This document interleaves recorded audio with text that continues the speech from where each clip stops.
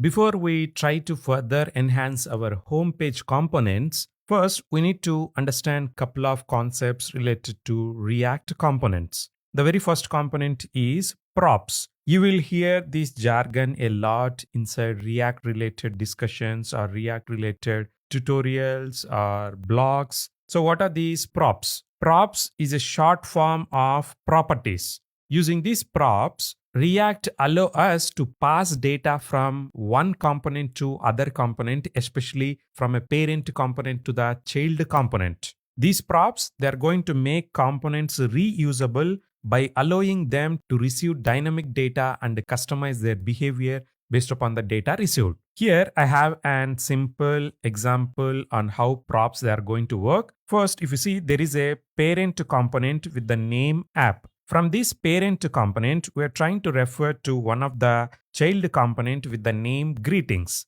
While invoking this greetings component, we are trying to pass some information as an input. If you see, name is a key and John is a value. So the parent component job is done by passing the data by using this syntax.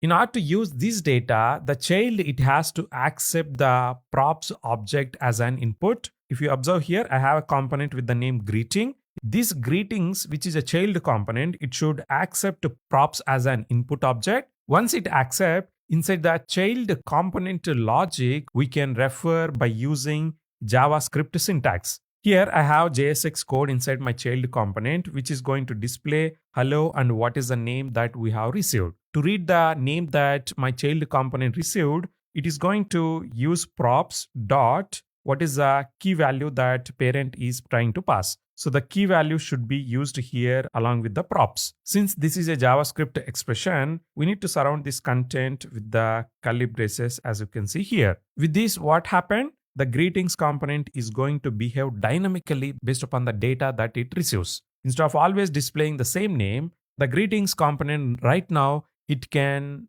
display different names based upon the input that it receives from the parent component. Here we are trying to pass only a single data as an input, but if needed, you can pass hundreds or thousands of input data as well. So just like name, we can also pass age is equal to 20, gender is equal to male. So this way we can always pass any amount of data. So all these data will be available as elements under the props object. I hope you're clear. Let's go to the next slide. While we are using props, there is a concept called destructuring. Using this destructuring, we can simplify our code further. Instead of referring props every time to read a data from the props object, what we can do is you can update your child component to accept the element present inside the props object by using destructuring. So destructuring is a feature in JavaScript that allow us to extract values from arrays or properties from objects and assign them to variables in a clean and concise way. Here I have a good example. Let's forget about props for some time. User is a JavaScript object. Under user, we have multiple properties or elements like name, age, country. If someone want to display this data, what they can do? They can try to do console.log user.name, user.age, and user.country. But referring to the user every time may be inconvenience or maybe not required. To write very clean or less verbose code, what we can do is we can follow the destructuring. Here with this syntax, what I'm trying to do is I'm trying to extract properties with the name, age, and country from this object and assign them to these variables. After performing the destructuring, these variables can be used directly without using the user object as a prefix. The same can be done here as well in the case of props. In the before example, we are trying to accept props, and using props only, we are trying to refer to the data that my parent is trying to pass. Instead, what we can do? We can perform the destructuring of the data from the props object. So inside the props object, we have a name variable or name property. The same we are trying to extract. So whenever you are performing the destructuring, you need to make sure you are following this syntax where you are mentioning the curly braces, and inside the curly braces, you need to mention the property names. Once you have performed the destructuring, the variable can be used directly inside the business logic of the component. This destructuring is particularly useful when you are referring to the data inside the props multiple times inside your component. Instead of each time writing props.name, we can simply perform the destructuring only once, and the variable name can be used multiple times inside the business logic.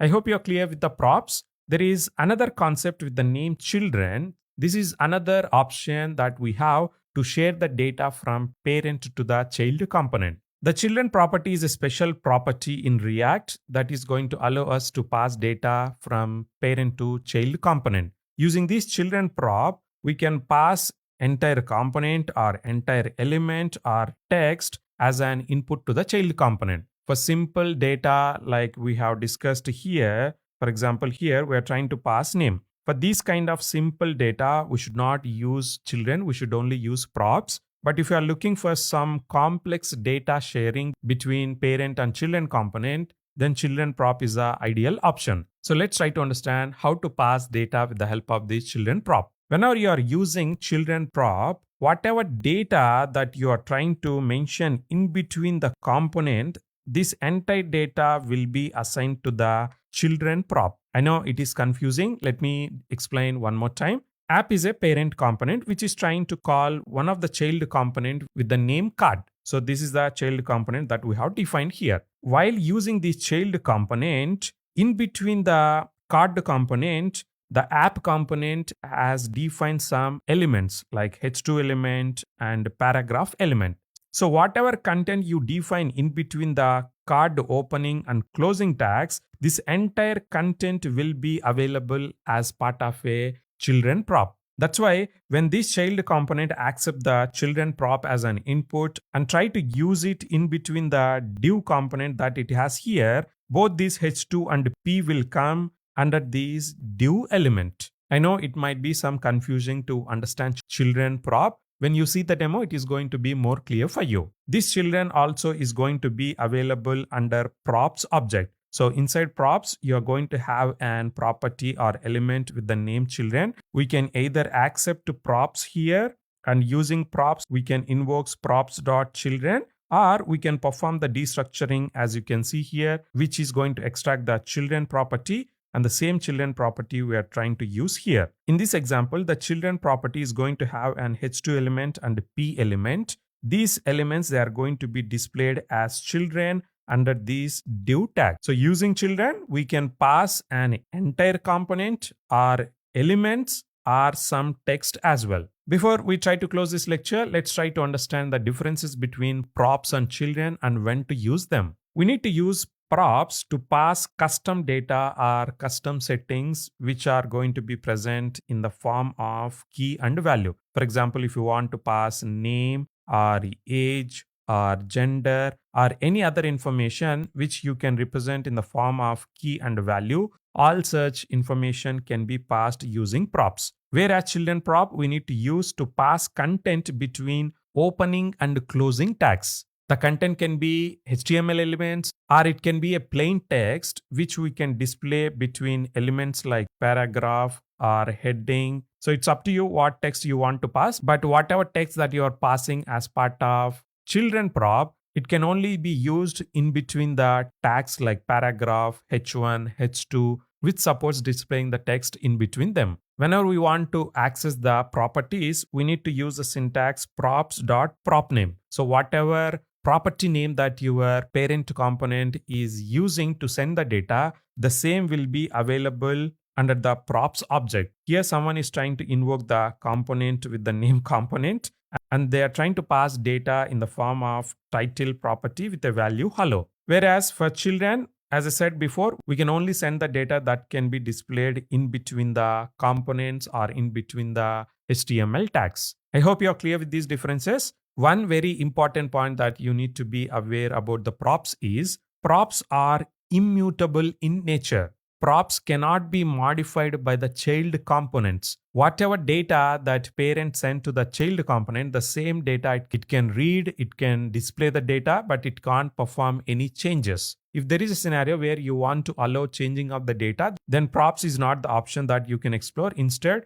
we need to explore the advanced concept called state inside React. We are going to discuss about state as well in the coming sections. So with the help of props and children, always the data is going to flow in an unidirectional style. At the top, you are going to have parent. From parent, the data will be flowed to the children components. I hope you're clear. With this knowledge, let's try to enhance our homepage related components.